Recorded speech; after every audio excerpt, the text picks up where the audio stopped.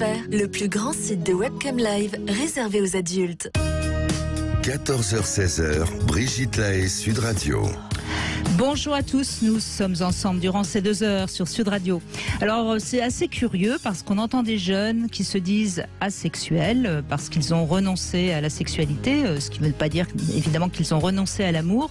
Et puis d'un autre côté, on entend de plus en plus de jeunes qui tombent dans l'addiction sexuelle. Et quand je dis jeunes, je parle aussi bien des jeunes garçons que des jeunes filles, puisqu'il y a de plus en plus de femmes qui tombent également dans l'addiction sexuelle. Donc avec mon invité Jean-Benoît Dumontex, spécialiste notamment des addictions, mais également sexothérapeute, je vous propose qu'ensemble on vous aide à savoir qui vous êtes sexuellement. Est-ce que vous avez une libido assez faible ou au contraire très forte? Est-ce que vous avez besoin sexuellement de sentiments pour vous engager dans une relation sexuelle? Est-ce que vous aimez surtout séduire plutôt que de faire l'amour? Est-ce que vous avez plutôt envie de vivre des rapports sexuels sans vous engager? Être par exemple sex friend, polyamoureux, enfin bon bref, venez nous raconter comment vous vivez vos amours, ou alors venez nous poser des questions et on pourra peut-être mettre une étiquette sur votre sexualité. Pour tout ça, vous connaissez votre numéro, c'est le 0826 300 300. Jean-Benoît Dumontex, bonjour. Bonjour Brigitte. Merci d'être avec nous durant ces 2 heures. Alors je le disais, vous êtes spécialiste de l'addiction sexuelle. Vous avez d'ailleurs écrit Sex Addict quand le sexe devient une drogue dure, c'était aux éditions Hors Collection. C'est vrai que c'est un peu tout et n'importe quoi, je trouve aujourd'hui, à la fois dans ce qu'on entend dans les enquêtes sur la sexualité, quand on écoute les jeunes qui se disent bisexuels, mais en même temps il y a de moins en moins de rapports sexuels, et puis alors quand on écoute certains blogs et certaines émissions dans les médias, franchement j'ai envie de je sais plus. Je sais pas. Justement, vous savez plus, vous non plus. Ouais, non, c'est vrai c'est qu'on fou, on est perdu. En fait, le sexuel est partout, mais mal mis, mal donné, mal expliqué. Et effectivement, finalement, on se rend compte qu'il est nulle part. Les gens en parlent beaucoup, c'est vraiment un sujet qui est mis en avant et moi je me rends compte que les gens sont de plus en plus frileux, enfin que ça devient de plus en plus une question, c'est de plus en plus une énigme, on est de plus en plus perdu parce qu'il y a trop en fait, j'ai l'impression qu'il y a trop d'offres, il y a trop de possibilités, les gens parlent trop de leur bisexualité, leur polyamour, je ne sais quoi, et du coup on est complètement paumé, mais je suis où j'ai envie de quoi et de quoi j'ai pas envie aussi. On oublie peut-être que le sexe c'est quelque chose quand même d'assez naturel. Oui, d'assez naturel et puis normalement. Normalement, et puis qui doit être joyeux aussi, et puis qui doit être mutuel, enfin qui doit être consenti. Enfin, il y a un certain nombre quand même de mots obligatoires, j'ai envie de dire, pour avoir une relation sexuelle. Mais c'est pas toujours le cas. Et puis il y a ceux effectivement qui se retirent complètement de la vie sexuelle. Donc ça c'est très étonnant aussi. Ce qu'on appelle les asexuels. Et donc ça, moi, ça me questionne aussi beaucoup parce que comment est-ce qu'on fait pour vivre sans la sexualité? Du tout. C'est bizarre. C'est quand même questionnant. Et de l'autre côté du spectre, évidemment, on a l'addiction et là, c'est le beaucoup trop, le sexe hors contrôle, qui est une autre difficulté à vivre, mais elle, parce que voilà, ça pose tout un tas de risques et de problèmes. Oui. Alors je sais que aussitôt il y a des gens qui vont accuser la pornographie. Alors elle a peut-être son rôle à jouer, mais je voudrais juste rappeler que la pornographie elle existe depuis les années 75 à peu près, le début de la porno. Et en 75-80 il y avait une libération sexuelle et il y avait pas tous ces questionnements. Je crois que c'est peut-être un questionnement qui finalement oui, donc ce que je voulais dire aussi, c'est que parallèlement à ça, on a de plus en plus de gens qui considèrent qu'on peut avoir des enfants sans avoir besoin de faire l'amour. Est-ce que ça aussi, ça joue pas un rôle un peu néfaste par rapport à la sexualité? Oui, ça brouille les pistes. C'est-à-dire que oui, la sexualité, je suis pas du tout en train de parler des normes et tout ça, loin de moi tout ça, mais effectivement... C'est pas votre genre. C'est pas mon genre, mais il y avait cette idée-là au départ, effectivement, que la sexualité, ça pouvait aussi servir à avoir des enfants. Hein, ça servait à avoir du plaisir, ok, première chose. Espérons, première chose d'ailleurs. Et puis aussi, parfois, à avoir des enfants. Et là, on se rend compte qu'effectivement, il y a la possibilité d'avoir des enfants, mais sans avoir de sexualité. Ce qui remet un peu en question la sexualité. Donc la sexualité, ce serait que pour avoir du plaisir, du coup, pour certaines personnes. Vous voyez, bon, effectivement, ça bouge quand même beaucoup de prérequis ou des choses qui sont déjà prépensées. Et ça perd beaucoup, effectivement. Et je crois que c'est important de repenser le rapport à la sexualité et même la fonction de la sexualité dans la société pour les jeunes, mais les moins jeunes aussi, hein, parce que je crois que tout le monde se pose un peu la question aujourd'hui. Hein. Oui, et il y a aussi cette question du consentement qui brouille un peu les pistes, notamment dans les couples. On a beaucoup entendu depuis une bonne dizaine d'années, si ce n'est plus, des sexothérapeutes qui disent aux femmes, si vous n'avez pas envie, il faut pas vous forcer, si. Sauf que oui, on peut très bien faire l'amour, même si on n'en a pas a priori envie. Ce qui compte, c'est qu'à l'arrivée, on ait pris du plaisir et qu'on n'ait pas eu mal, surtout. C'est pas non plus. Parfois, on n'a pas envie d'aller dîner ou d'aller voir des amis et puis on y va quand même et puis on est content d'y avoir été. Enfin, oui, tout à fait. Ça me paraît. Je trouve qu'à la fois on met on donne trop d'importance à la sexualité, à un rapport sexuel d'un côté, et puis de l'autre côté, on dit que ça n'a, enfin avec l'addiction tout ça, on a l'impression que c'est comme c'est comme une drogue, quoi. Oui, tout à fait. Mais c'est vrai que le consentement. C'est un mot important, mais on peut effectivement, mais souvent dans les couples on entend ça d'ailleurs, j'avais pas vraiment envie et puis on l'a fait et puis finalement ça s'est bien passé et j'étais content ou contente. On n'a pas tout le temps envie de faire l'amour, c'est pas vrai. Non. Et l'appétit vient en mangeant, comme on dit. Hein, sûr, donc parfois on a un partenaire ou une partenaire qui s'y prend tellement bien qu'on n'avait pas envie, mais on finit par vraiment prendre son pied.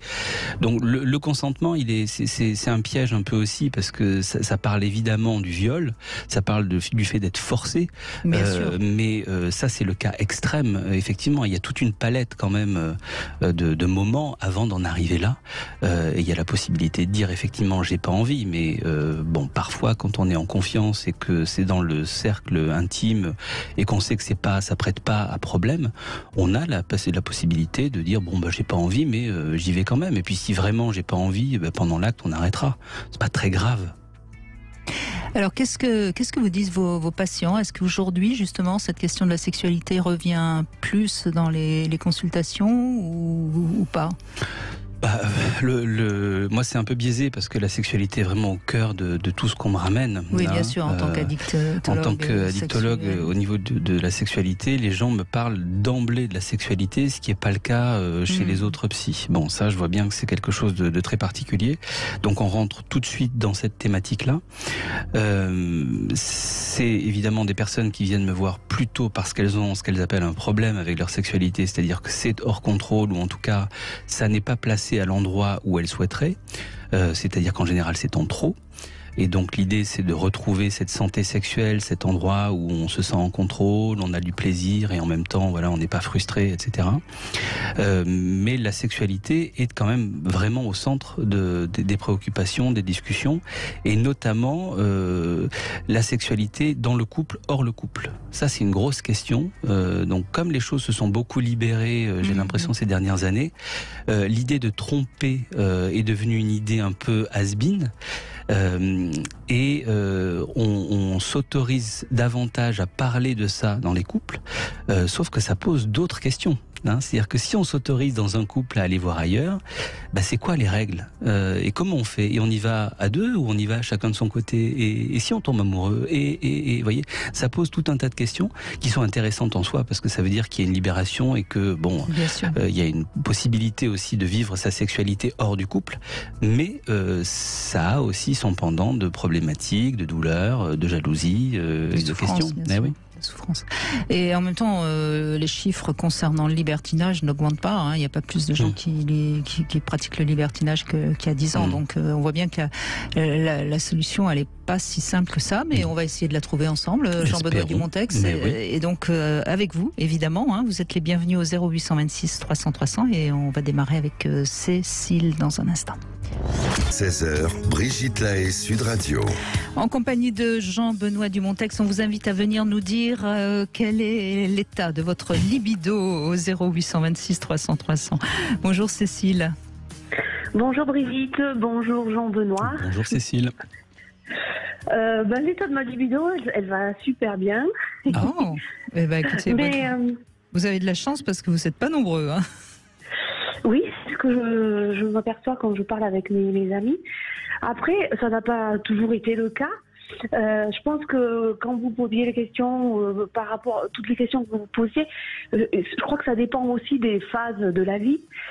Moi j'approche la cinquantaine et c'est vrai que quand j'ai découvert la sexualité à 16 ans, de suite j'ai senti que j'allais aimer ça.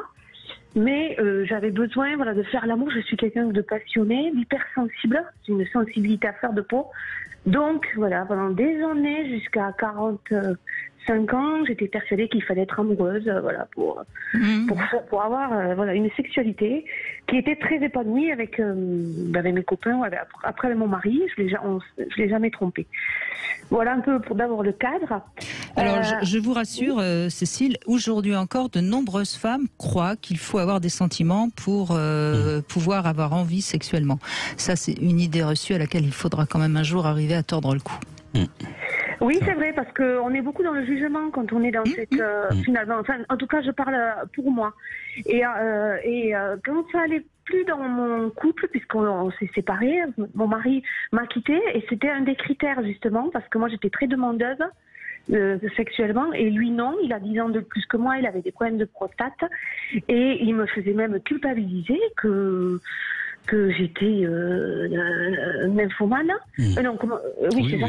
Et du coup, j'arrivais à culpabiliser. Je me disais, mais c'est normal ou pas? Alors, je précise, excusez-moi Cécile, mais comme on va essayer aujourd'hui de mettre les vrais mots sur toutes les choses, nymphomane, ça veut dire vouloir beaucoup de rapports, mais ne pas arriver à jouir. Hein. Voilà, vous voyez, même moi, j'avais pas la bonne définition. Pour donc moi, vous auriez pu lui répondre que ça n'était pas ça. C'était pas ça. Qu'éventuellement, vous étiez une salope, mais pas une nymphomane. Hein. Oui, et encore, moi, je voulais avec lui. Je voulais pas aller voir ailleurs. Bon. Et du coup, j'ai dit, mais il y a plein d'hommes qui rêveraient de ça. Ça fait 11 ans qu'on est ensemble. Parce que moi, en fait, j'ai besoin de jouir au moins une fois par jour. Alors, par contre, quand ça allait plus dans notre couple, j'ai passé quand même 1 an sans rien faire. Et je n'ai pas été voir ailleurs parce que je l'aimais. Donc pas de masturbation? Eh bien, c'est ce que j'allais vous dire. Moi, j'ai découvert à cet âge-là la masturbation parce que en regardant des films, où il y a des scènes, ça me donnait envie et j'ai découvert la masturbation tard. En plus, c'était donc il y a 7-8 ans. Donc avec l'explosion, on va dire, des sextoys et tout ça. Donc aujourd'hui, moi j'ai tout ce qu'il me faut. Et quand ça allait mal entre nous, j'ai même proposé qu'on aille voir dans un club libertin, mais juste voir. Enfin, non, il était fermé à tout. Donc, on s'est séparés. Et là, je me suis dit, maintenant, on va rattraper. Voilà. Donc, j'ai passé 3 ans de ma vie à être une croqueuse d'hommes, mais tout en me respectant. C'est toujours moi, ça me faisait du bien. C'est moi qui gardais le lead. Oui. Voilà. Donc, j'avais des sex friends avec qui j'avais une grande confiance parce que moi je sais aujourd'hui que je suis vraiment sapiosexuelle. J'ai besoin de beaucoup intellectualiser le rapport, beaucoup échanger tout ça, beaucoup découvrir, explorer. Et c'est vrai que j'avais quand même toujours des partenaires qui étaient très ouverts, très respectueux. Et moi j'avais envie de découvrir le monde du libertinage. Je me suis aperçue que c'est très mal perçu. Et alors on se trompe complètement. Sapiosexuel, pas sûr, parce que les libertins, c'est pas des sapiosexuels. Il faudrait encore là aussi donner la définition de ce que vous appelez sapiosexuel. C'est que j'ai besoin moi d'avoir quand même une stimulation intellectuelle.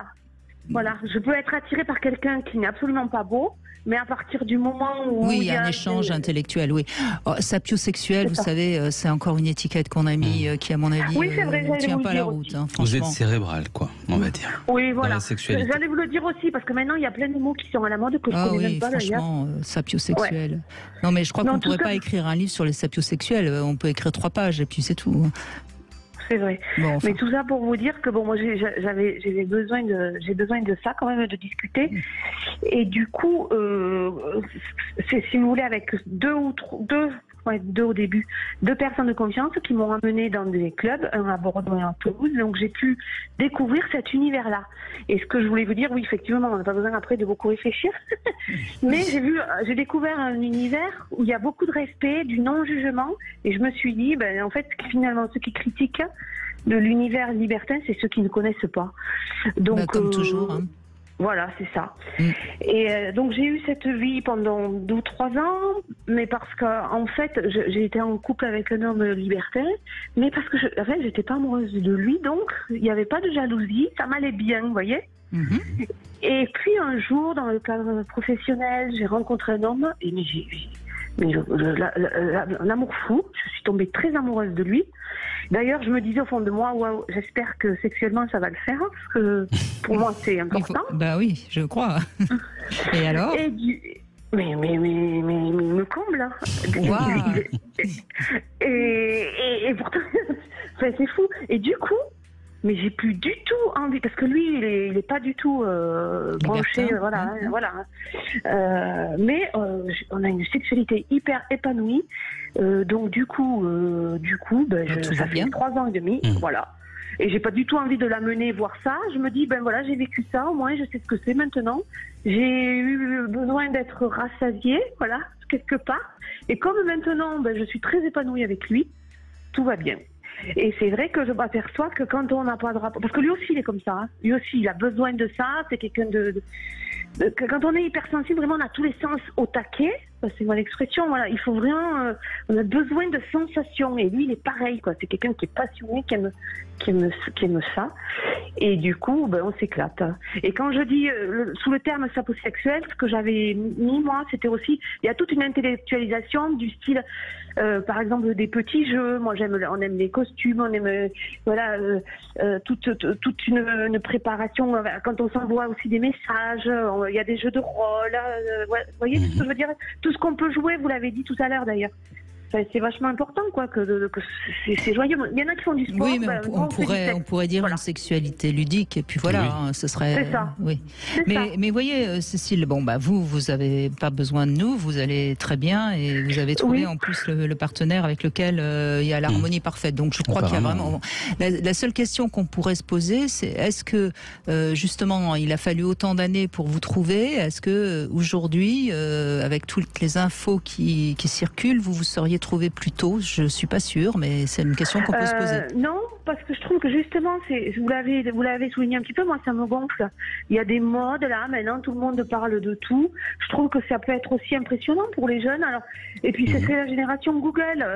Moi, je suis surprise. Moi, je veux dire, une femme fontaine, donc j'ai découvert ça là. Maintenant, les gamins à 16-17 ans, ils savent ce que c'est, quoi. Alors, je ne sais pas si c'est bien aussi de tout avoir d'un coup, tout ce type d'infos, ou plutôt de découvrir à mesure de la vie, comme on découvre un métier, comme on découvre plein de choses. Je trouve que ça va vite quand même, tout ça. Et je suis pas spécialement pour... voilà. Mais vous soulignez quelque chose d'essentiel, hein, parce que effectivement, la sexualité, d'abord, c'est un processus au long cours. Et ça change jusqu'à la fin, enfin je veux dire ça bouge tout le temps. Donc ce qui était vrai quand vous aviez 20 ans, l'est plus à 30, etc. Là vous l'avez bien prouvé, hein. Vous nous avez bien montré toutes les étapes en fait qui ont été votre sexualité pour en arriver aujourd'hui à quelque chose qui vous comble. Voilà, c'est super. Et vous avez aussi raison de dire que avec l'accès maintenant, on va dire en ligne, à tous les fantasmes mis en images, eh bien effectivement, on n'a plus de surprise, on a toutes les informations sans avoir l'expérience, donc ça n'a, disons, aucune valeur. Allez voir à 15 ans ce que c'est qu'une femme fontaine, à part être très intrusif, très intrusant, très violent, ça n'a aucun intérêt. Parce que ça n'est raccroché absolument à rien de l'expérience et de la connaissance de la vie et de l'autre. Hein, donc effectivement, vous avez raison de dire qu'il y a un souci. Hein. On va essayer de régler un tout petit peu à notre mesure, hein. Bien sûr, on ne va pas tout régler, évidemment. Jean-Benoît Dumontex, merci beaucoup en tout cas de ce témoignage vraiment positif pour démarrer cette émission. On fait une petite pause, on retrouve notre Sexy News, Flore Chérie. Brigitte Lahaie, Sud Radio, c'est l'instant Sexy News. Jean-Benoît Dumontex, nous retrouvons notre Sexy News Flore Chérie et on n'avait pas parlé dans l'intro du boom des jouets intimes, mais Flore va réparer cet oubli. Mais oui, bien sûr. Comme il est question de la sexualité des hommes, je voulais revenir sur ce marché discret mais en pleine évolution des masturbateurs masculins. Les masturbateurs, c'est grosso modo les vaginettes ou tous les jouets intimes qui aident à la masturbation pénienne. C'est un sujet dont on parle très peu médiatiquement car il est souvent écrasé par celui des sextoys féminins dont la presse vante les mérites car ils sont associés à l'indépendance sexuelle des femmes dans la société. Quand il s'agit des hommes, les masturbateurs renvoient plutôt à l'image du puceau ou du célibataire endurci qui n'arrive pas à être assez bien coté sur le marché de la séduction pour baiser. Donc la communication grand public autour de ces produits est très délicate, très difficile et pourtant ça n'empêche pas les marques d'investir massivement dans leurs innovations. Alors si on veut schématiser un peu le marché des masturbateurs, il y a vraiment deux grandes marques qui l'ont façonné ce marché pendant 20 ans sur deux continents différents. La première, c'est Fleshlight, une marque américaine créée en 1998 qui est un jeu de mots sur flashlight qui veut dire lampe torche en anglais. Flesh, ça veut dire chair, donc ça donne grosso modo lampe torche de chair. Et on comprend pourquoi les premiers produits commercialisés ressemblent à une lampe torche où à la place de la lumière, on a une bouche, un anus ou un vagin conçu dans une matière très douce et agréable. Et là où ils ont réalisé un coup de génie, c'est en sortant la gamme Fleshlight Girls, des vaginettes moulées sur le vagin ou la vulve des stars porno X préférées des utilisateurs. Ils ont eu l'intelligence de combiner très tôt la sensation innovante de la Fleshlight à un imaginaire masturbatoire et émotionnel très fort qui a fait leur notoriété à travers le monde. La deuxième marque, ce sont les Japonais de chez Tanga, une marque créée quelques années après, en 2005. Alors pas étonnant que cela vienne du Japon car c'est un pays où la masturbation masculine est assez démocratisée, notamment parce que le taux de célibat est assez élevé, mais aussi parce qu'il y a toute une culture porno-érotique assez bien développée avec le hentai, les distributeurs de petites culottes sales ou les bars à hôtesses. La marque Tanga, elle a joué sur l'aspect technologique des masturbateurs et pour cause, le fondateur est un mécanicien qui a longtemps travaillé sur des voitures haut de gamme. Chez Tanga, les produits abordent un style très épuré, très design et promettent toute une série d'innovations au service du plaisir masculin. Les gammes s'appellent Aero, Christa, Geo, Spinner ou AirTech et mettent donc clairement en avant le nom de la technologie utilisée au service d'une expérience sensuelle hors du commun. Aujourd'hui, de nouveaux entrants arrivent sur le marché et cherchent à se positionner sur le créneau de la masturbation masculine au service de la performance, notamment en se servant d'applications qui permettent de contrôler la masturbation.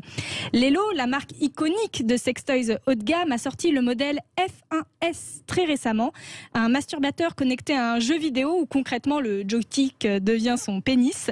MyXL également, qui a à peine quelques années d'existence, combine l'action de leur masturbateur à une application qui permet de mieux maîtriser l'éjaculation, avec une communication très centrée autour du bien-être sexuel masculin. Donc on est passé en 25 ans de la vaginette ultra réaliste de l'actrice star porno à un produit déco, vert et or, très épuré, très high-tech, où le mot vagin a totalement disparu. Un grand écart donc pour ce marché qui cherche toujours sa poule aux œufs d'or, à l'instar du womanizer chez les femmes. Aujourd'hui, aucun n'est réellement mis en lumière médiatiquement, mais on ne peut pas reprocher aux marques de ne pas fournir des efforts sur l'innovation ou l'angle d'approche pour séduire un nouveau marché. Bravo pour ce compte-rendu bien précis, Flore Chérie. On connaît par rapport au... Bon, on sait que les jouets pour femmes explosent. On sait quel est le pourcentage. Enfin, ou c'est assez...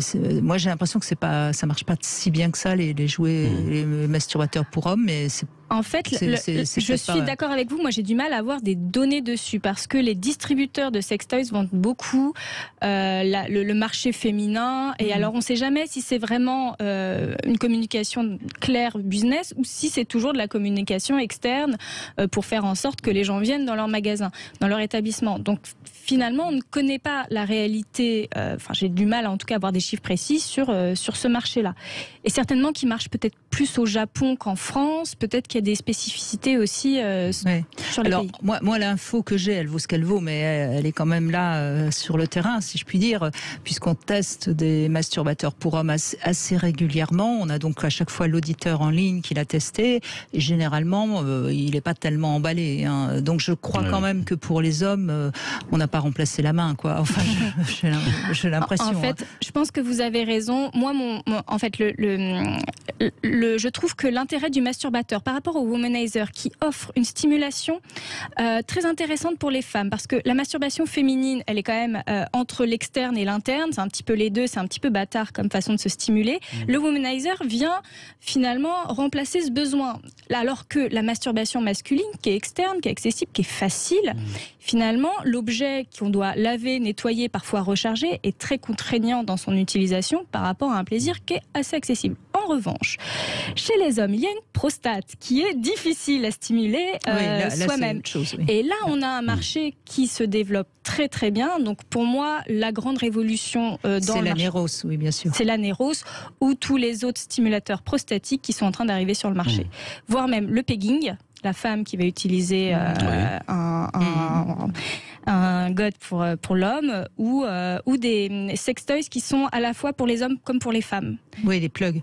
Pas que les plugs, il y a des préservatifs des sextoys qu'on peut utiliser à la fois, qui sont modulables et qu'on peut utiliser sur les hommes comme pour les femmes, qui ont des formes un peu en forme de cornes qui sont en train d'arriver. Oui. Je ne sais pas si vous voyez les stimulateurs, voilà, où on peut à la fois stimuler le clitoris, masturber le pénis, pénétrer.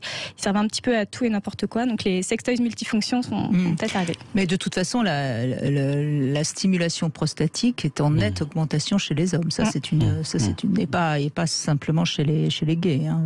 Non, chez les hétéros aussi, sans problème. Oui, vraiment. Le désir d'être pénétré chez l'homme est une des tendances, si je puis dire, nouvelles depuis 2-3 ans maximum. Hein. Oui, disons que maintenant les hommes le disent. Parce que ça fait longtemps que je pense qu'ils en ont envie. C'est quelque chose qui leur trotte dans la tête. En fait, je pense qu'ils y arrivent plus tôt. C'est-à-dire qu'avant, ils y arrivaient à 40-50 ans. Aujourd'hui, dès 30 ans, on va venir explorer le plaisir prostatique. Moi, je suis pas sûre. Hein. Je suis pas sûre parce que pour beaucoup d'hommes, ça reste encore quelque chose qui serait pas viril. Et la virilité est en train de perdre, si je puis dire, son symbole phallique. Donc, je pense que c'est quand même quelque chose de très récent. Je pense, hein, maintenant. Enfin, en tout cas, c'est bien que on puisse explorer aussi ça chez l'homme. Oui, la prostate a de beaux jours devant elle. En tout cas, ça ouvre quelque chose à la sexualité masculine, et ça c'est plutôt intéressant, évidemment. Bravo de ce compte rendu précis. Et puis vous pouvez réagir, vous les hommes, hein, justement, si vous êtes intéressés ou pas par ces jouets. Non, mais j'étais juste en train de penser que la stimulation de la prostate, en plus, a des vertus, à mon avis, médicales, par rapport à tout ce qui est cancer, etc. Et donc c'est fort probable. C'est pas inintéressant, finalement, d'aller titiller cet endroit-là. Voilà. Il faudra qu'on questionne un urologue qui vient prochainement. Ce serait pas mal. Ce serait pas mal. Thierry, bonjour. Bonjour. Merci d'être avec nous. Alors 3 questions intimes, vous imaginez bien. On va commencer par ça. Est-ce que vous êtes déjà stimulé la prostate? Est-ce que ça vous tente? Une fille me l'a fait. Et alors, ça vous a plu? Silence radio. Thierry, vous nous entendez? C'est comment? C'est bien, c'est une drôle d'excitation, une excitation très forte, pour le coup, par contre. Ouais. Avec bizarrement, une éjaculation beaucoup plus forte aussi. Oui. Donc ça vous a plu. Je sais pas si. Mais vous savez là, c'est comme souvent, hein, la première fois, on est toujours assez surpris parce qu'on n'est pas habitué et ça vous a. Non, mais je plaisante pas. Hein, c'est valable pour plein de choses. Hein. Ça peut être pareil pour une femme chez qui on stimule le point G. Première fois, ça surprend beaucoup. Alors c'est souvent très excitant parce que justement on est surpris, mais on peut aussi être un petit peu étonné de comment le corps réagit. Oh, c'est ça, ouais, mais c'est bon. Moi, j'ai apprécié, franchement. Il me semble, oui. Non, mais je sais pas. Je veux dire, il y avait qu'avec elle que je l'avais fait ça et. Bon. Je sais pas si c'est elle qui était experte. Oui, mais bon, c'est bien, ouais, voilà. Bon, écoutez, on verra bien, hein, vous avez encore toute la vie devant vous. Deuxième question, est-ce que vous avez déjà utilisé un masturbateur? Je suis très très indiscrète, hein, Thierry. Pour homme? Oui, pour homme, bien sûr, oui. Non, pas du tout. Non? Jamais, non. Vous êtes un manuel? Un Tout à artisan manuel? Cérébral et manuel. Cérébral et manuel, d'accord.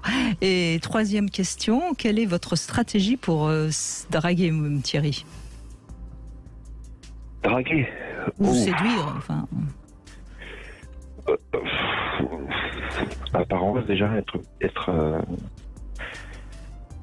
coquet, bien habillé, ça me semble déjà Ouais, d'accord, oui, c'est pas... un bon parfum. Ouais. Être présentable, oui, c'est mieux. Très bon parfum, ouais. Et je dirais, voilà, ça dépend de la personne en fait. Soit avoir un côté très classe, soit l'humour. D'accord. Bon, l'humour, c'est un moyen intelligent parce qu'on peut toujours se défausser en disant non, mais je ne voulais pas vous séduire, c'est juste de l'humour. Ouais. C'est pas mal l'humour, hein, faut bien le reconnaître. Hein. Faut bien le reconnaître. Bon, et ben vous pouvez poser une question à Jean-Benoît Dumontex s'il vous écoute. Eh ben justement, j'aimerais savoir si lui de son côté, enfin du côté obscur, s'il a déjà été tenté par un massage prostatique ou... Alors moi, ça va être très clair. Comme je suis homosexuel, le massage prostatique est un peu, ça fait partie du package. Donc oui, c'est quelque chose que je connais très bien. Et que je vais pas faire du prosélytisme, mais que je conseille effectivement. Ok. Hein, voilà. Ben, bravo pour votre sincérité, parce qu'il y a des invités, quand c'est une question intime, qui bottent en touche. Qui bottent en touche. Il n'y a pas de tabou non, mais là-dessus. C'est bien. Bravo. Merci Thierry, en tout cas. Merci. Merci à vous. Allez, on fait une petite pause et on retrouve Elisa dans un instant qui va parler de son sexe addict.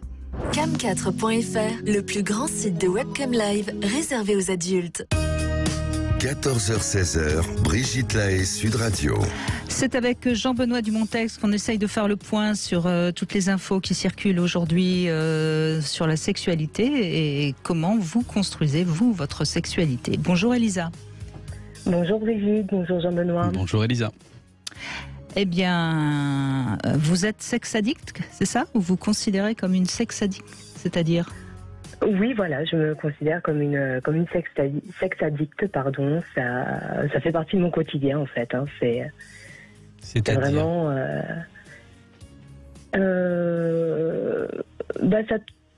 Ça tourne beaucoup autour du sexe. Ouais. Je pense, je fais quand je peux. J'y pense un peu tous les jours. J'y pense vraiment tous les jours. Même en termes de masturbation, c'est vraiment un besoin en fait pour aller bien. D'accord, ok. Si vous ne faites pas ça, vous sentez que vous allez mal ou moins bien? Je vais moins bien, oui. Je me sens moins bien dans ma peau, moins bien. Voilà, c'est. D'accord. C'est même un antidouleur, c'est même, c'est vraiment. Ok, donc ça a une fonction un peu de médicament, on pourrait dire. Oui, c'est une. C'est un gros câlin à moi-même. Oui. Et ça n'est pas trop envahissant? Non, moi j'ai appris à vivre avec, en fait, à accepter que j'étais comme ça, que c'est ma façon de surmonter mes multiples traumatismes qui m'ont amené là, hein, justement. Et c'est ma façon de les surmonter et je fais au mieux. D'accord, ok. Il y a cette idée-là de vouloir renverser la vapeur. Je veux pas rentrer dans les détails de votre vie, de vos traumatismes, mais... On peut, hein, parce que ouais. ça explique beaucoup le comment on en arrive là. Ouais. J'ai subi de multiples traumatismes sexuels, hein, donc, ouais. Notamment des attouchements sexuels étant petite, aux alentours de 6 ans. J'ai connu des tentatives d'agression sexuelle, j'ai connu des viols. D'accord. Donc j'ai eu un beau package. Vous avez démarré très avec des... Oui. Vous avez quel âge aujourd'hui, Elisa? J'ai 32 ans. D'accord. Parce que je laisse parler Jean-Benoît Dumontas parce que vous êtes spécialiste dans les addictions. Je sais que on a parfois des personnes qui, parce qu'elles ont été violentées sexuellement, vont avoir un comportement sexuel très fort. Et pourquoi pas, parce que parfois ça permet de colmater ces blessures. Hein. Le problème, Jean-Benoît Dumontax, c'est qu'il y a un moment où ça peut vriller. Hein. Oui, c'est pour ça que je parlais de renverser la vapeur tout à l'heure, parce que je me doutais bien, quand vous parliez de traumatisme, que vous aviez été... peut-être pas violé, mais enfin en tout cas qu'il y avait eu des attouchements et que vous aviez subi ce genre de choses-là. Et en général, effectivement, les personnes qui se disent addicts sexuels ou qui sont dans une hypersexualité comme ça à l'âge adulte, c'est une manière de reprendre le pouvoir sur quelque chose qui leur a été volé ou qui leur a été infligé. Voilà, oui. Vous voyez complètement. Alors, l'idée en soi est... Ce dont j'ai pris conscience. Voilà. Il y a longtemps que vous vous êtes rendu compte de ça ou... Oh, très tôt. D'accord. Très tôt, oui. Oui, très tôt. Et c'est vraiment cette... Mais pour moi, il y a vraiment deux façons de s'en sortir, en fait, hein, de ces traumatismes-là. C'est soit on se bloque complètement sur la sexualité, soit on la vit d'une façon un peu particulière, un peu... je sais que personnellement, voilà, je vais aimer le sexe un peu extrême, un peu violent. Il y a ce fantasme du viol qui est quand même là derrière et qu'il faut accepter, hein, parce que c'est... Mais est-ce que vous éprouvez du plaisir ? Est-ce que quand vous avez eu un rapport même assez violent qui a été donc provoqué par vous, hein, on est bien d'accord, vous vous sentez mieux après ou Ah oui, complètement. D'accord. Complètement, oui. C'est pour ça que je continue d'ailleurs. Ok. Alors, je ne sais pas si vous êtes addict en tant que tel, parce qu'on voit souvent, mais évidemment, c'est pas une règle générale. Hein. Moi, je vous parle un peu de tous les gens que je peux voir dans mes journées là, de consultation.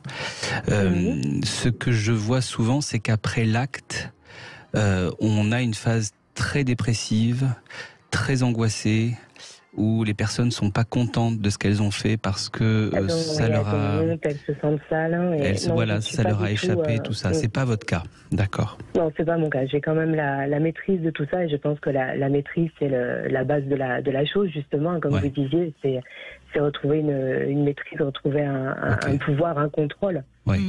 Et c'est ce qui se passe pour moi et dans mes malheurs, j'arrive à tenir ma tête hors de l'eau de cette manière, simplement. Ce qui laisse à penser que vous avez quand même une force intérieure qui est là. Est-ce que ça pose un inconvénient pour une vie sentimentale ou une vie amoureuse ou pas ?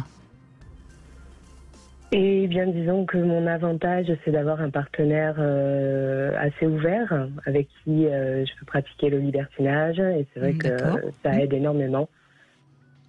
Et voilà, il connaît mon histoire, il sait qui je suis. Et c'est vrai que bon, il m'a jamais... oui, vous n'avez jamais freiné dans vos désirs. Voilà.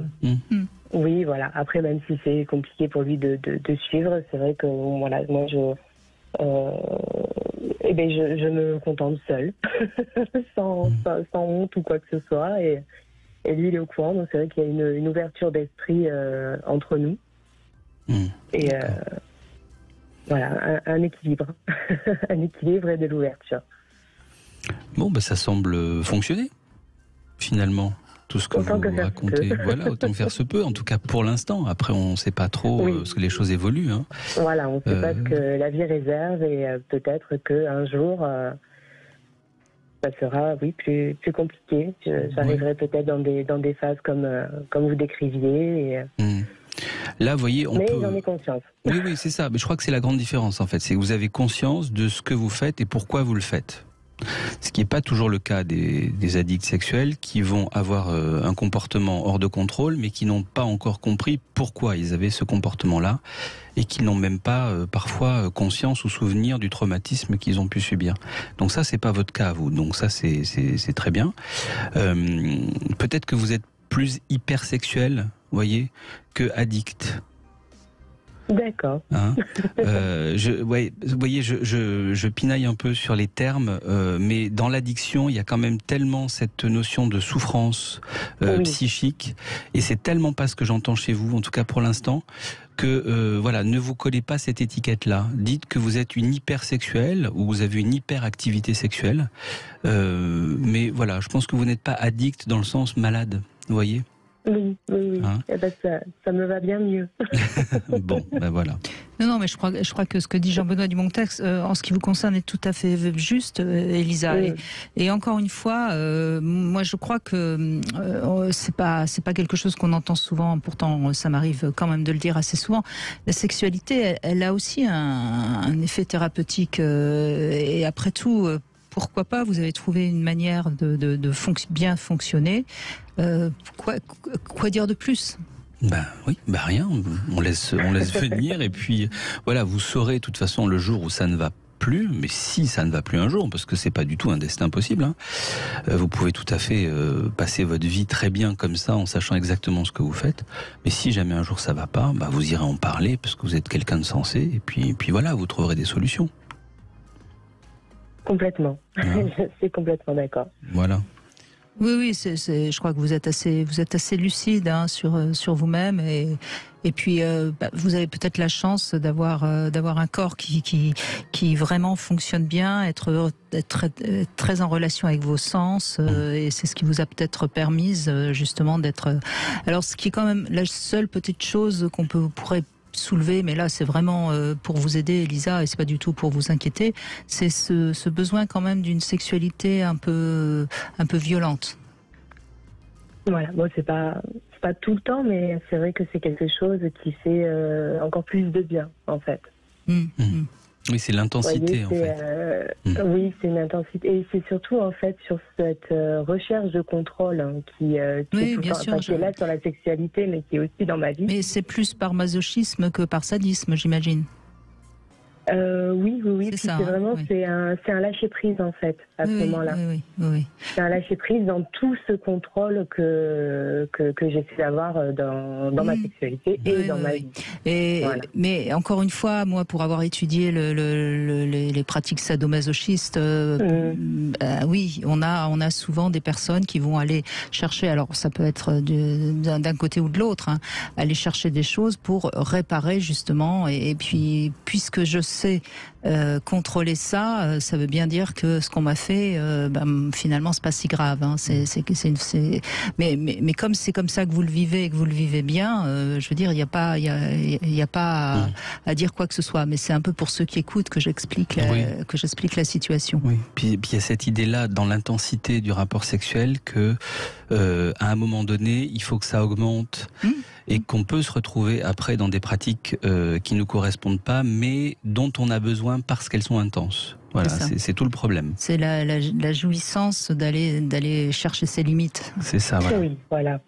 Et ça, c'est quelque chose qui peut en effet être très, très, très jouissif, même si c'est assez incompréhensible pour ceux qui n'ont pas ce fonctionnement-là, parce qu'en effet, aller chercher aussi loin, oui, c'est ça. C'est toujours un peu surprenant. Écoutez, merci Elisa de vous être confiée à nous. Oui, merci à vous de m'avoir reçu.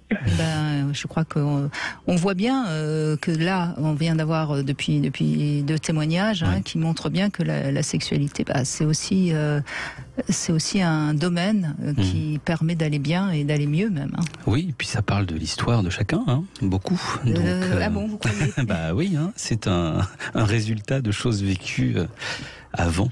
Oui, on oublie à quel point la sexualité, elle est terriblement cognitive. C'est-à-dire qu'en fonction des expériences qu'on a eues dans l'enfance, dans l'adolescence et dans sa vie, et les rencontres qu'on a fait, on va avoir une sexualité qui va se construire comme ça, ou se déconstruire d'ailleurs. Aussi, oui, c'est vrai. Et ça, c'est quelque chose qu'il faut jamais oublier. Alors, j'ai une petite devinette à vous proposer, puisqu'on parle beaucoup de la sexualité et des gens qui ont fait parler d'eux parce qu'ils étaient dans des métiers sexuels. Je vais vous parler de Rocco Siffredi. Et je vais vous demander, Jean-Benoît Dumontex, quel est le rapport, quel est le point commun, plus exactement, entre un boucher et Rocco Siffredi. Voilà, vous verrez, la réponse est tout à fait amusante et très très juste d'ailleurs. Voilà. Et puis on va évidemment continuer dans cette deuxième heure. Alors jusqu'à présent, on a plutôt eu des gens qui seraient plutôt dans beaucoup de sexe, hein, mais si vous, au contraire, vous avez renoncé à la sexualité, c'est pas pour vous. Si vous faites partie des 2-3% de personnes qui seraient asexuelles, eh bien, ça serait intéressant que vous veniez nous raconter pourquoi, comment, à partir de quel moment ça s'est décidé. En général, c'est pas non plus par hasard qu'on prend cette décision-là. Donc, si vous avez envie d'en parler avec nous, eh bien, vous êtes évidemment les bienvenus sur Sud Radio au 0826 300 300. Voilà, mais on est prêt à entendre toute réflexion sur votre libido, bien sûr, puisque sur Sud Radio, on parle vrai. 14h-16h, Brigitte Lahaie, Sud Radio. Nous sommes avec Jean-Benoît Dumontex, psychanalyste spécialiste de l'addiction sexuelle. Si vous êtes addict sexuellement et que vous avez besoin de conseils, c'est le moment ou jamais de nous appeler sur Sud Radio 0826 300 300. On va donner la parole à Christophe qui a plutôt une forte libido, ce qui n'est pas tout à fait la même chose, mais je voudrais la réponse à ma devinette. Quel est le point commun entre un boucher et Rocco Siffredi? Je sais pas, moi j'ai une histoire de saucisse en tête, évidemment, mais je ne sais pas si c'est de ça dont il est question. Oui, ça pourrait être un peu ça. En fait, tous les deux peuvent dire à leur partenaire ou à leur cliente, il y en a plus que prévu, mais je vous le mets quand même. D'accord. Pas mal. Voilà. Bonjour Christophe. Bonjour Brigitte, bonjour Jean-Benoît. Bonjour Christophe.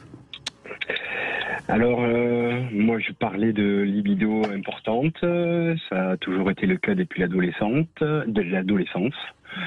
jusqu'à, je vais dire, le début de l'année, cette année, où une remise en question personnelle, une retraite de 2 mois, et je n'ai plus les mêmes désirs qu'avant. C'est-à-dire que je n'ai plus ces pensées, pas permanentes, mais quotidiennes de sexe. Voilà, et donc aujourd'hui, c'est quelque chose qui est surprenant parce que ça a changé ma vie. C'est-à-dire que pendant, on parlait d'addiction, et je pense que j'étais addict au sexe, au plaisir sous toutes les formes, et de plus ressentir cette addiction, de plus ressentir cette pulsion sexuelle qui était permanente, ça soulage. Mais alors, vraiment, c'est... Je suis une autre personne. Oui, ça soulage, mais ça laisse un vide abyssal. Mais qui a été rempli par plein d'autres choses. Sur un plan personnel, c'est justement ça, parce que justement, j'ai fait un travail sur moi et on va dire une sorte de retraite pendant 2 mois où pour la première fois depuis que j'ai une sexualité, je n'ai pas éjaculé pendant 2 mois.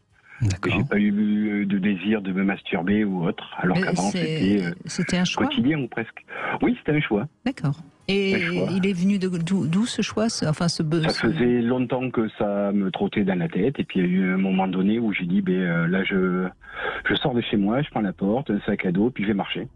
Ça a commencé comme ça, voilà.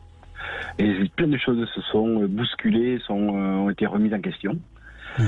Et sans en prendre conscience au début, je me suis aperçu que je n'étais plus, soumis à mes désirs, à mes pulsions sexuelles comme je pouvais l'être depuis presque toute ma vie. C'est assez surprenant. Mais alors, question, qu'avez-vous compris ou qu'avez-vous contacté en vous qui fait que ça a changé comme ça radicalement? Une reconnexion avec la nature, avec ma nature d'être humain, d'homme. Un lien avec ce qui m'entoure, avec les gens, avec moi, avec la nature dans tout ce qu'elle a de magnifique et de beau. Voilà, c'est-à-dire que j'ai réalisé que j'avais besoin de pas grand-chose réellement. Voilà, il y a... Mais oui, parce que les besoins physiques... Quand on passe d'un extrême à l'autre, il faut toujours quand même se questionner. C'est-à-dire, est-ce que vous avez décidé définitivement de tourner le dos à la sexualité, ou est-ce que c'est... Pas du tout. Alors, je m'interdis rien. C'est-à-dire que ça aussi, je ne m'interdis rien. Je ne m'interdis rien. Et puis, ça faisait longtemps que ça me trottait. Je me disais, là, j'ai un souci avec ma sexualité. C'est trop prenant. C'est-à-dire qu'il y a ça aussi. C'est-à-dire que quand on parle d'addiction, c'est un moment donné où on en souffre un peu. Oui, et donc, je m'étais dit, il y a quelque chose chez moi qui ne va pas de ce côté-là. Et puis, je suis marié, hein, et mon épouse, ça a été compliqué pour elle d'entendre et de comprendre que j'avais besoin de ça. Bon, elle a accepté, elle m'a laissé partir, voilà. Et quand je suis revenu, je me suis aperçu que j'avais toujours mes érections matinales. Ça n'a pas changé. Sauf que plus de désir, plus d'érection, inopportune, comme ça pouvait m'arriver à la vue de différentes choses qui pouvaient m'exciter. J'ai plus ça.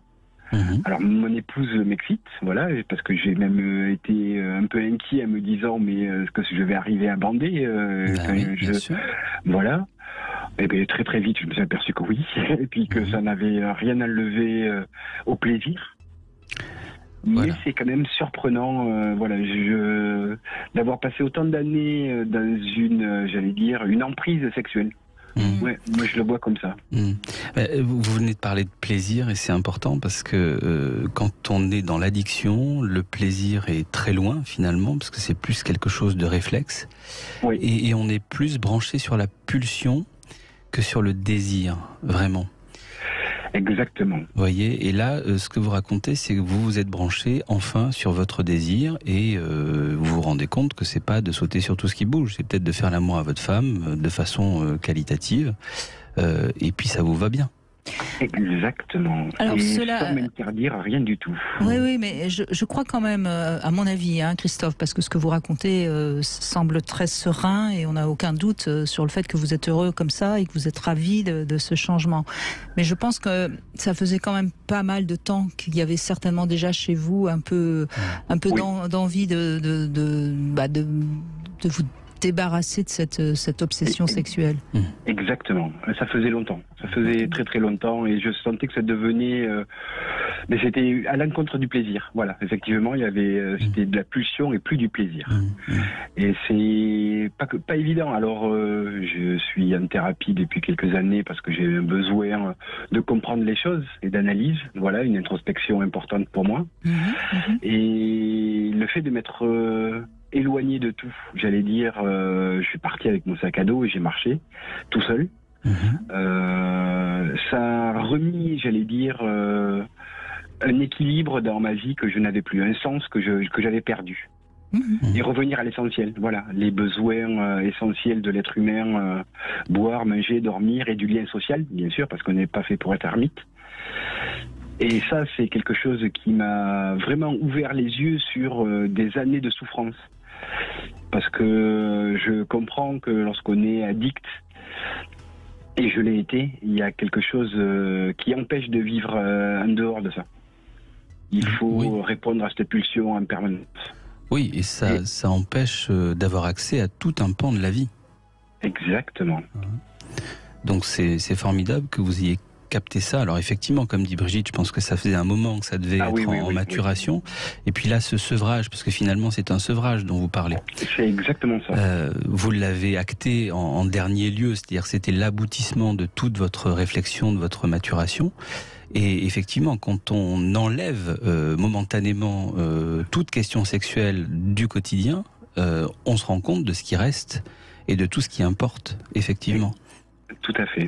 Mais c'est pas facile, je le dis parce que j'ai mis beaucoup de temps avant d'en arriver là.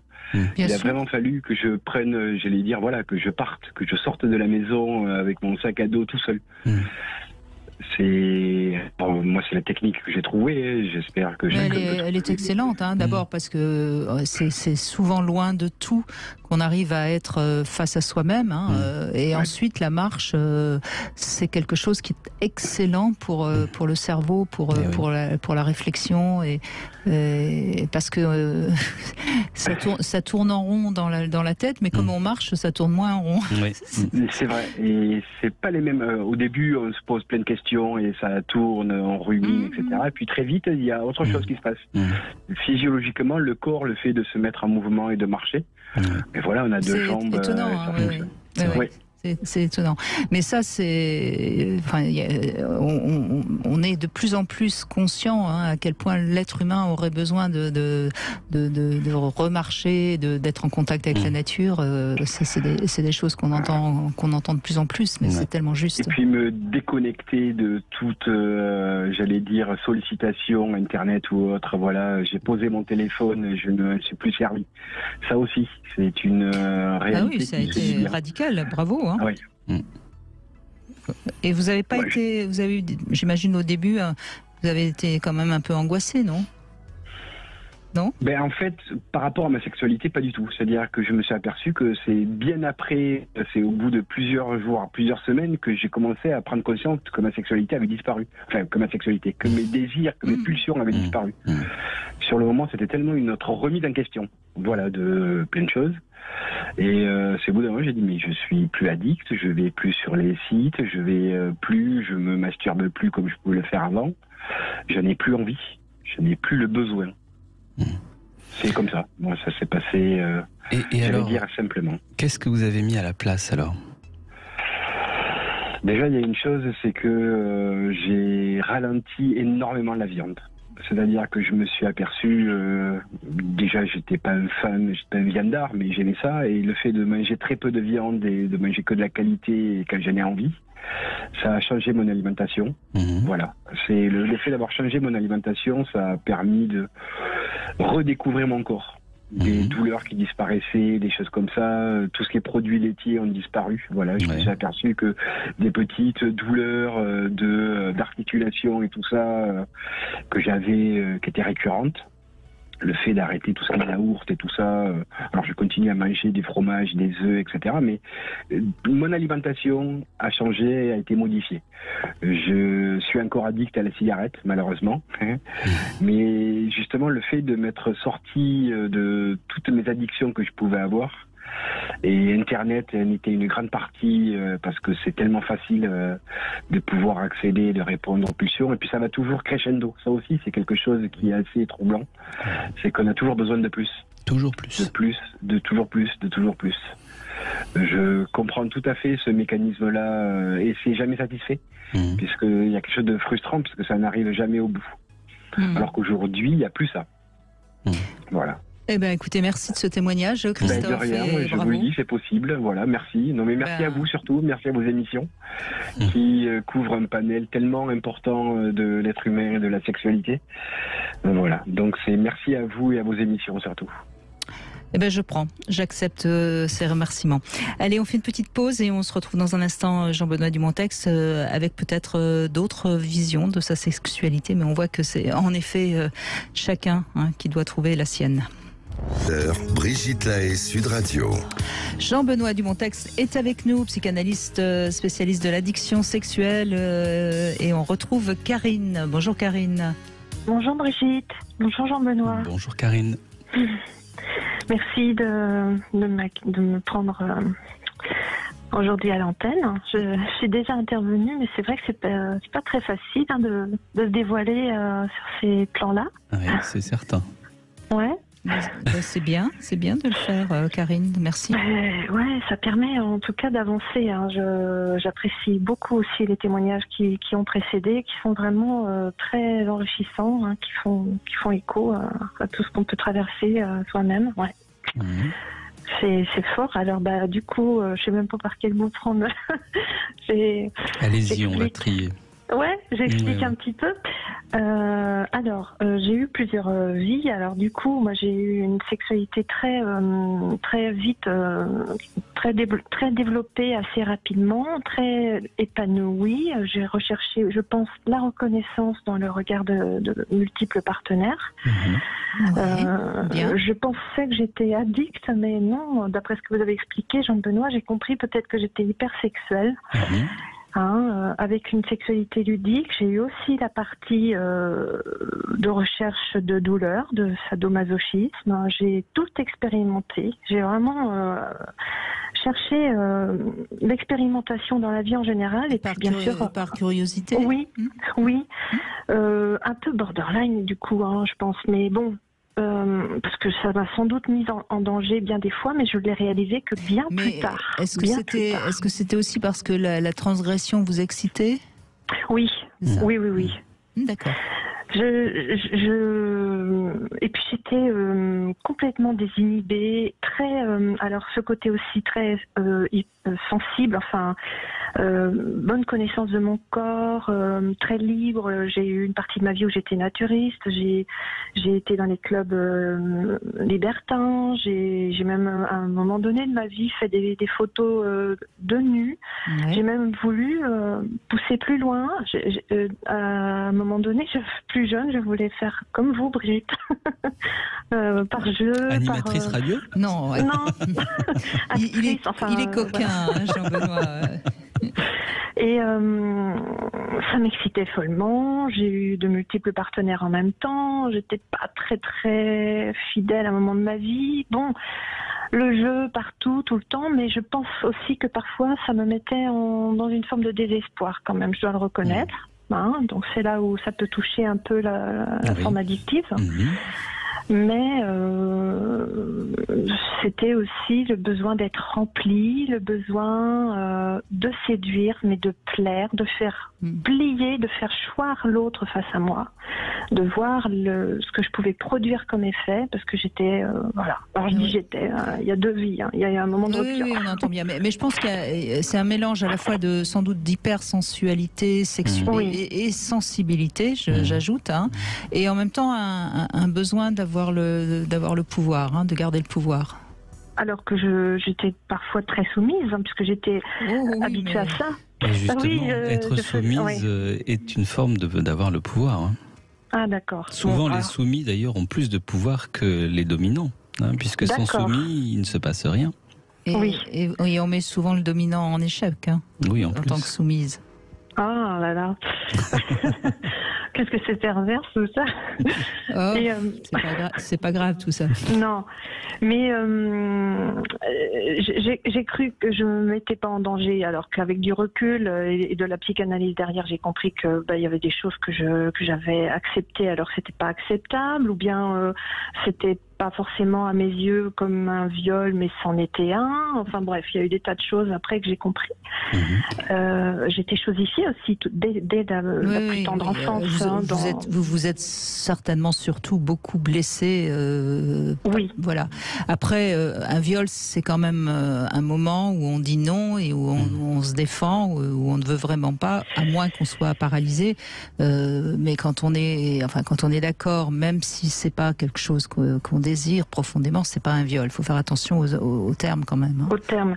Oui, alors abuser bien des fois, ça c'est certain, parce que je ne savais pas dire non, je ne savais pas que je pouvais dire non, et j'étais aussi je faisais attention à la psychologie de celui qui était face à moi. Je rencontrais pas que des bonnes personnes, donc quelquefois je me mettais un peu en sidération, je me mettais un peu... oui, bien sûr. Enfin bon, il y a eu des moments comme ça, voilà, jusqu'à un moment de ma vie où il y a eu plusieurs paramètres qui ont fait que il n'y a plus rien eu. J'ai pensé que c'était pas un choix, et aujourd'hui, je réalise que ça continue d'évoluer. Sans la sexualité, il y a des choses qui s'opèrent en moi et qui sont plus du tout. Je suis pas dans la souffrance de ne plus en avoir de sexualité.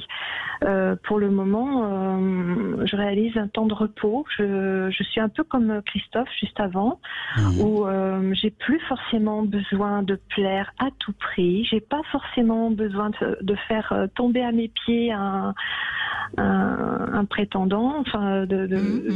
J'ai pas besoin d'être remplie, pénétrée pour me sentir reconnue. Il y a tout ça qui s'est produit. Mais le point de rupture, il est intervenu par le biais d'un partenaire qui s'est révélé, comment on va dire, j'ai eu un choc, j'en avais déjà parlé à l'antenne, quand ça s'est produit, après que ça soit produit, j'ai eu un partenaire qui était borderline, bipolaire, des tas de choses comme ça, qui ne prenait plus son traitement et qui a décompensé et qui est devenu un peu Oui, je me souviens qu'il a failli vous étrangler ou quelque chose comme ça. En plein coït, ouais. Et puis qui ne me reconnaissait plus, qui avait un regard dérangé. J'ai eu très très peur, j'ai été très marquée et à partir de là, en même temps, la ménopause s'est installée, enfin voilà, et mon corps a refusé progressivement, malgré quelques essais, la pénétration parce que je sentais que tout était fermé, figé, sclérosé. Et je me suis pas relancée dans une véritable relation depuis. Et du coup, ça ne me manque pas. Alors, est-ce que c'est une protection et je me mens à moi-même, ou alors Bon, ça fait combien de temps ce choc? Alors ça, c'était à la fin 2016 quand même. D'accord, donc ça commence à faire. Bon, restez avec nous, Karine, et Jean-Benoît Dumontex va vous répondre dans un instant. 4.fr, le plus grand site de webcam live réservé aux adultes. 14h-16h, Brigitte Lahaie, Sud Radio. Jean-Benoît Dumontex est avec nous, spécialiste de l'addiction sexuelle. Alors Karine, oui, on peut dire que vous étiez peut-être un peu hypersexuelle, mais peut-être aussi un peu dans une addiction sexuelle qui quelque part devait peut-être calmer votre hypersensibilité, pardon. Moi, je crois que ce choc, oui, c'est un traumatisme, il n'y a pas de doute, donc ça peut provoquer quelque chose de brutal et changer notre comportement. Moi, je pense qu'il faut déjà laisser la ménopause de côté. La ménopause, elle change pas la sexualité d'une femme, mais elle peut être le bon prétexte pour expliquer que tout d'un coup, on change quelque chose. Oui. Maintenant, je laisse Jean-Benoît Dumontex. Je suis d'accord. Qu'est-ce qui vous questionne aujourd'hui, vous ? Alors, depuis quelque temps, je me questionne beaucoup sur mon orientation parce que mes premières amours, toutes petites, j'étais tournée beaucoup vers les filles.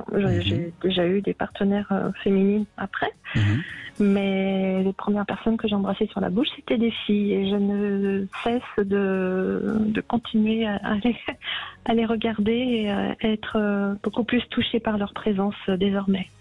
D'accord, donc ça vous questionne, vous vous demandez si finalement là, en ce moment, vous ne seriez pas plutôt tourné vers les femmes.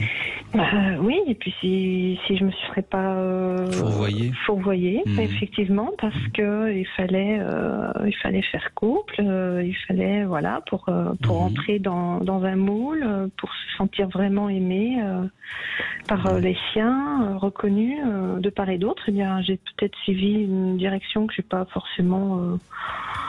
Je sais pas. Je me questionne beaucoup là-dessus.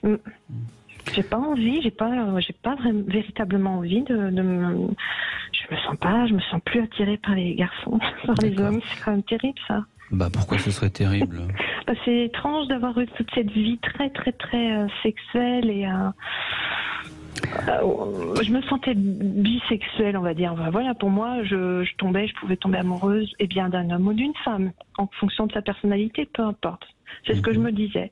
Mais quand même, j'ai toujours été très attirée par les femmes et ça me revient très fortement maintenant. Vous avez aimé des hommes, des femmes? Qui vous avez aimé? Les deux. Je suis tombée très amoureuse de femmes aussi. Oui. Et ça peut encore me frôler de très près maintenant. Je vois bien. Et l'idée de avoir à nouveau une sexualité, mais avec des femmes, vous paraît plus acceptable que... Oui. Oui, d'accord. Donc plus possible, pour le coup. Plus possible. En tout cas, pour me faire reprendre confiance. C'est ça.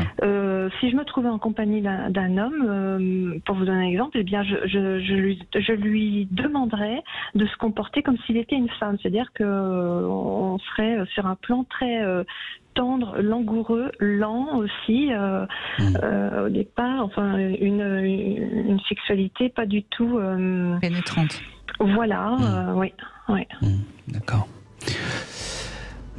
J'ai pas de conseils à vous donner. Je crois que vous savez un peu vers vous devez finalement essayer d'aller. Oui. C'est vraiment par petites touches, c'est-à-dire ne vous faites pas violence, testez des choses. l'idée qu'il n'y ait pas de sexualité là dans votre vie en ce moment n'est pas vraiment une bonne donnée, on va dire. Vous voyez, il y a un truc qui ça va pas. On entend bien que c'est pas de gaieté de cœur et ça ne dit pas que vous allez bien. Voilà. Oui, un peu comme je me suis mise en protection en fait. Oui, et puis on peut comprendre pourquoi. Enfin, je veux dire, voilà, c'est hyper traumatique ce que vous avez vécu quand même. Oui, et puis ça venait avec d'autres choses en même temps, sur le plan familial, etc. Oui, vous avez pas mal d'insécurité. Je pense, Karine, je suppose que vous avez peut-être quand même été voir des thérapeutes dans votre vie. Hein, donc, et puis je me fais suivre, je me fais analyser là actuellement. Donc, moi, je pense qu'il y a quelque chose quand même chez vous à comprendre, c'est que vous êtes quelqu'un alors je sais qu'on met un peu aussi cette étiquette à toutes les sauces, hein, mais je pense que vous êtes quelqu'un d'hypersensible, qui certainement dans son enfance n'a pas du tout été comprise dans cette hypersensibilité et dans ce besoin sans doute de ce besoin tactile, parce que peut-être que le corps, il y a des personnes hypersensibles qui ont un corps assez éloigné d'eux-mêmes, et à l'inverse, il y a des hypersensibles qui sont énormément dans le corps. Et quand ces personnes se retrouvent dans une famille où on n'est pas assez tactile, où on n'est pas pris dans ses bras, où on n'est pas, etc., il peut y avoir une recherche. Je ne dis pas que c'est vous, mais c'est une explication qui pourrait vous convenir. C'est pour ça que je vous la donne. Hein, vous en ferez ce que vous voulez. Et donc ça peut donner en effet une recherche éperdue de reconnaissance de son corps, et donc une recherche éperdue de sexualité. Et comme en plus, comme vous êtes hypersensible, vous vous adaptez parfaitement bien au désir de l'autre, et donc ça provoque trop d'excès qui finalement petit à petit blesse jusqu'au moment où vous avez cru que au moment où il y a eu le surplus, si je puis dire, ça a débordé, et à ce moment-là la peur, une peur très inconsciente mais en même temps réelle, fait qu'on ferme tout. Oui, ça me parle complètement. Oui. Tout à fait. Tout ça, je suis d'accord. Bon, donc maintenant, qu'est-ce qu'il faut faire ? Il faut d'abord prendre conscience de tout ce qui est blessé en vous, et en prendre conscience pas intellectuellement, au niveau du corps et du cœur, et puis tout doucement réparer, et donc n'aller que vers des personnes qui peuvent accueillir votre fragilité sans en profiter. Oui. Et donc ça fait pas grand monde. Oui. De toute façon, de fait, le champ s'est réduit.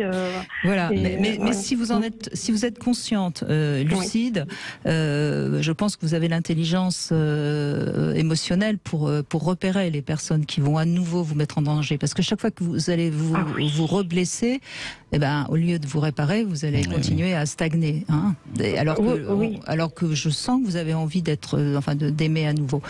Oui. Mais méfiez-vous, parce que c'est pas parce que c'est des femmes qu'elles seront moins blessantes. C'est si vous voulez. Moi, j'entends bien le fait qu'un pénis peut faire mal, mais là, on n'est pas forcément uniquement dans un truc très mécanique. Je crois qu'une femme peut très très bien, si elle est un peu perverse, à nouveau vous blesser. Oui, c'est vrai. Mais faut que je me méfie. Ça peut être un leurre que mon cerveau cherche comme explication. Voilà, je pense aussi. Disons que peu importe le sexe de la personne que vous avez en face de vous, fiez-vous à ce que vous ressentez et à la sécurité que vous pouvez avoir en étant avec cette personne-là. Et ne précipitez rien. C'est-à-dire, prenez le temps de connaître cette personne pour vérifier que vous n'avez pas été leurré déjà dans un premier temps, et que vous pouvez vraiment faire confiance. Vous voyez, qu'on n'est pas face à quelqu'un qui pourrait être un peu pervers, un peu manipulateur ou je ne sais quoi. Mais ça demande du temps. Vraiment, il faut que vous vous respectiez aussi dans ce temps-là. Si l'autre comprend pas, tant pis, c'est que c'est pas la bonne personne, et puis on passe à une autre. Et puis, moi, de bien expliquer aussi des choses, de poser mon cadre. Oui, vos limites aussi. Oui, mais surtout, je vous dis, quand vous êtes avec quelqu'un, laissez éventuellement un contact un peu physique, mais ne vous sentez pas obligé d'y aller. Respectez-vous. Et puis peut-être qu'il faut que vous... Alors, je sais que vous êtes en thérapie, mais peut-être qu'il faudrait que vous écriviez un petit peu les différentes choses qui vous ont... qui vous viennent à l'esprit, et vous verrez ce que ça a blessé chez vous. J'en ai noirci, Brigitte, des papiers. Hein. Je gratte beaucoup, hein, donc c'est quelque chose qui me sauve. Ouais. Oui, très bien. Ça, c'est formidable. Non, mais c'est du temps est passé et ça évolue constamment. Donc, je pense que ce temps-là que j'ai mis cette distance, finalement, ça me guérit, ça m'apaise, ça me répare. C'est une tendresse que je m'octroie à moi-même. Je m'occupe de mon intérieur. Voilà, je pense que j'étais obligée de passer par cette case-là parce que finalement, je ne me connaissais absolument pas. Je m'étais un peu donnée en pâture aussi. Oui, c'est ce que ça donne à voir, oui. Oui, je pensais que je me servais, mais en fait non, je me donnais complètement en pâture. Mais c'est en ça qu'il y a quand même une part de sexe addict chez Karine, je pense, Jean-Benoît. Oui, puis cette idée d'être rempli, vous l'avez dit plusieurs fois. Qui peut être aussi un petit trait dépressif, voyez. Ah oui. Et qui oblige finalement à aller vers l'autre pour que l'autre vous remplisse, mais c'est un leurre, là encore. C'est-à-dire que votre remplissage, il est de vous à vous, il est interne, il ne faut pas avoir besoin de l'autre pour ça. Et c'est sans doute ce que vous êtes en train de traverser là aussi, voyez. Donc sans doute que votre relation à l'autre va changer aussi. Ah oui. Elle a déjà commencé à changer sur tous les plans, mais je voulais juste ajouter que je maternais. Non, c'est pas ça. J'étais une sorte d'accoucheuse d'hommes aussi, c'est-à-dire que je donnais beaucoup. Je les mettais sur des rampes de lancement. Une sauveuse, le syndrome de la sauveuse. Oui, et puis j'étais un petit peu dans une femme un peu tantrique aussi. Mais vous savez que quand on est sauveur, c'est parce qu'on a besoin d'être aimé. Mais bien sûr, on donne ce qu'on voudrait bien recevoir. Eh bien, Et en général, c'est pas nous qui le recevons, c'est la personne d'après, donc c'est toujours embêtant. Exactement, on accouche l'homme et puis il part faire son nid ailleurs. Non, mais ça j'ai connu aussi. Ou alors il nous confronte à notre échec et on en a marre et on en cherche un autre. Mais de toute façon, ça marche pas d'être sauveuse. L'union sacrée que je cherchais bien souvent, j'ai parfois été et même beaucoup déçue parce que j'attendais trop finalement. Je veux donner de la confiture à un cochon, comment voulez-vous Enfin, je veux dire, c'est vrai, ça pouvait pas être créé constamment avec tout le monde. Et moi, je recherchais la magie, voilà. C'est bien d'en parler, hein. Moi j'ai compris tout ça, je suis plus du tout dans ce désespoir-là, hein. C'est ok. Voyez aussi, Karine, quel sens vous pouvez donner à votre vie aujourd'hui et quelle créativité, parce que la libido, dans ce besoin d'être aimé, dans ce besoin, etc., on peut trouver d'autres moyens de nourrir tout ça. Parce que je pense que vous avez besoin, de toute façon, d'une sorte d'idéal comme ça, humaniste. Donc il faut aussi que vous trouviez comment vous pouvez nourrir cet idéal-là pour pas retomber dans une relation d'âme sœur extraordinaire où on va ensemble aller dans la même direction jusqu'à l'extase totale. Non, ce chemin que je parcours maintenant en solo, dans la compréhension de moi-même, me sert beaucoup à aller vers ce que vous décrivez et heureusement finalement qu'il y a ce passage un peu, j'allais dire à vide, mais qui n'en est pas un, parce que dans le vide, il y a tout. Bon, je crois qu'on va vous renvoyer avec Christophe pour que vous marchiez pendant 2 mois, et puis je pense qu'après ça ira beaucoup mieux. Merci en tout cas, merci beaucoup. Merci pour votre écoute, merci à vous deux. Et c'est important parce que je crois que le témoignage de Karine, on a dit beaucoup de choses qui concernent beaucoup de gens. Et c'est ça aussi la sexualité, l'amour. C'est aussi une recherche de soi à travers les autres, parce que et finalement on fait ça toute sa vie, quoi. Ben oui. Allez, on fait une petite pause et on se retrouve dans un instant sur Sud Radio. 0826 300 300. À tout de suite. 14h-16h, Brigitte Lahaie, Sud Radio. Jean-Benoît Dumontex avec nous, spécialiste des addictions sexuelles en nette augmentation depuis déjà pas mal d'années. Et on va conclure avec Gérard qui est avec nous. Bonjour Gérard. Bonjour Brigitte, bonjour Jean-Benoît. Bonjour Gérard. Voilà. Alors moi, je me considère pas, on va dire, addict au sexe, on va dire ça comme ça, parce que ça ça vous fait pas souffrir. Perturbe pas oui, ça me fait pas souffrir et ça me perturbe pas ma vie de tous les jours, on va dire. D'accord. Voilà. Très bien. Donc, voilà. Parce que en plus, c'est pas tous les jours qu'il faut un rapport sexuel, mais des choses quand même de qualité où, pour moi, on peut retrouver tout ce qui est respect, convivialité, complicité, partage.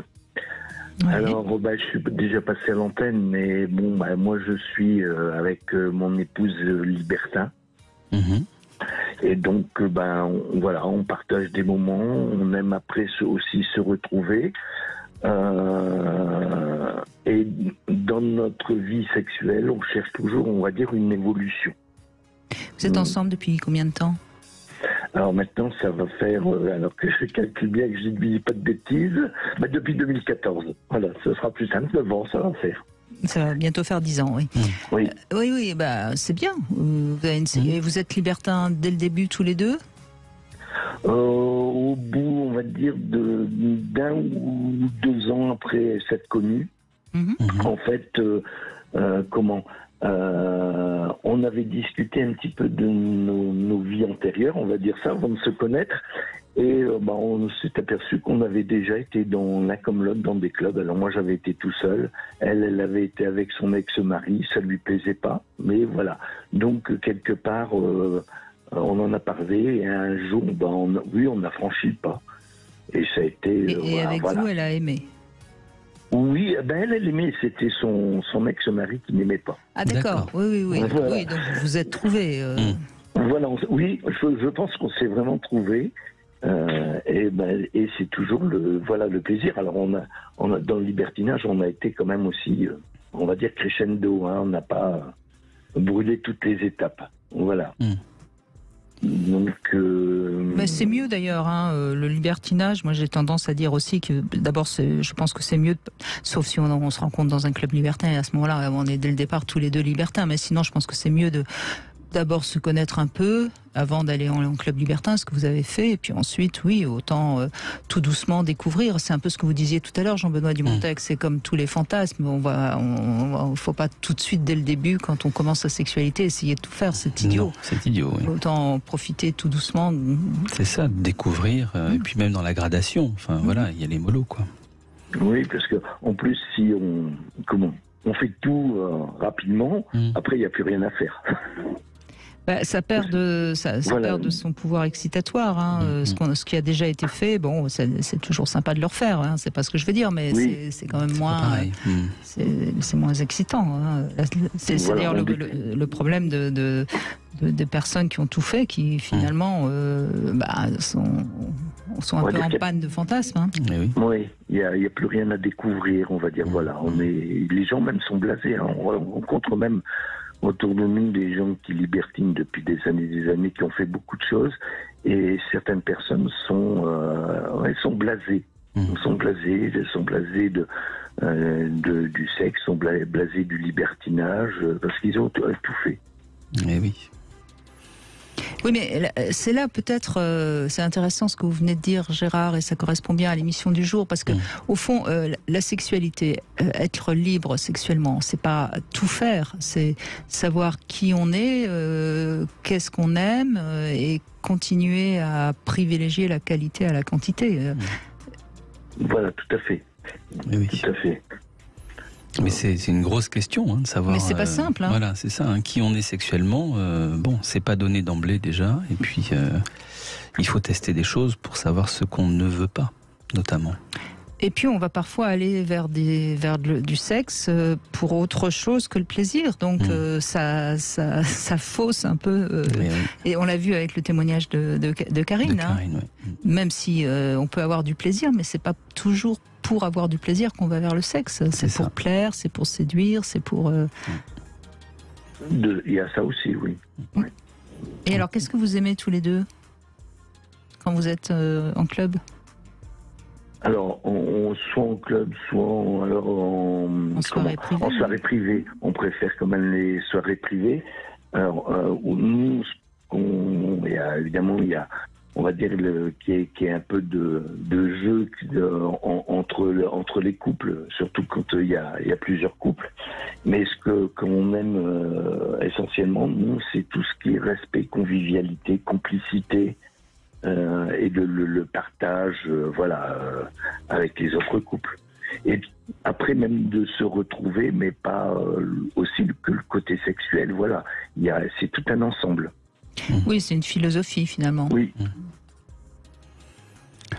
C'est ce qui est très différent de l'addiction, enfin ce qu'on disait tout à l'heure, hein, le côté humanité de l'autre, enfin voilà, le fait d'avoir un humain en face de soi n'est pas du tout l'idée quand on est addict.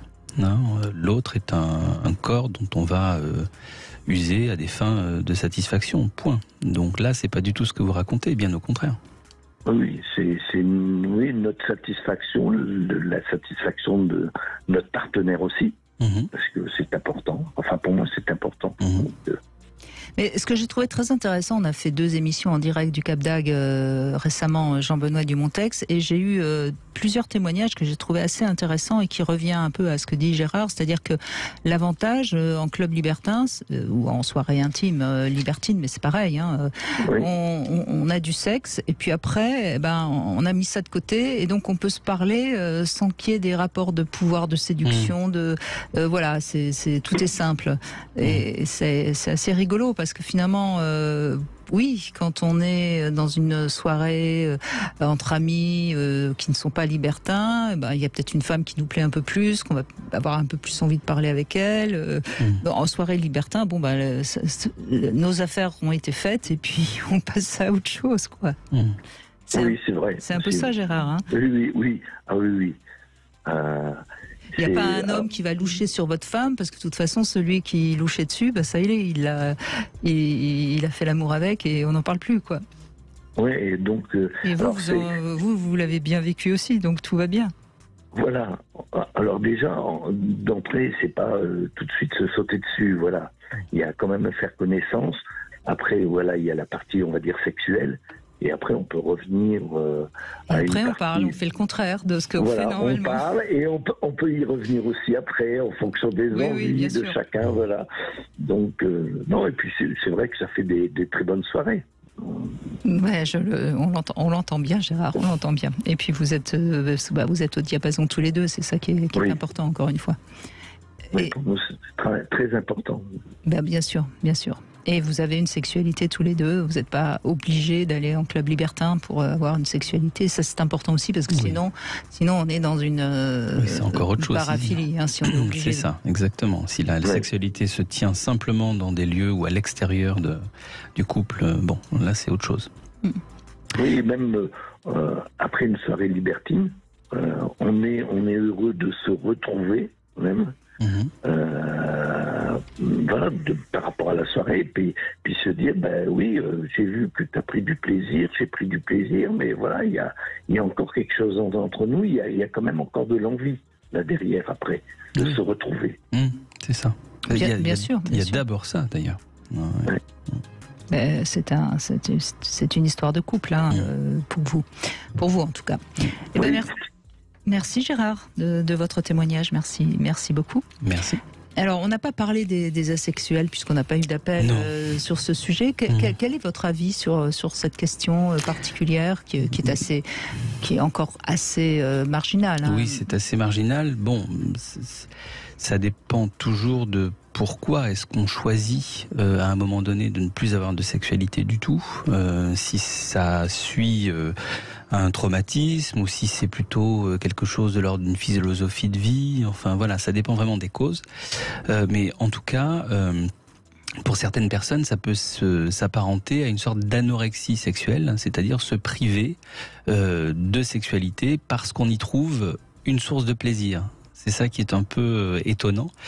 Comme l'anorexie, on peut trouver du plaisir à ne pas manger parce qu'on est dans la maîtrise totale de son corps, qu'on voit dépérir. Voilà, c'est toute la question en fait de l'asexualité.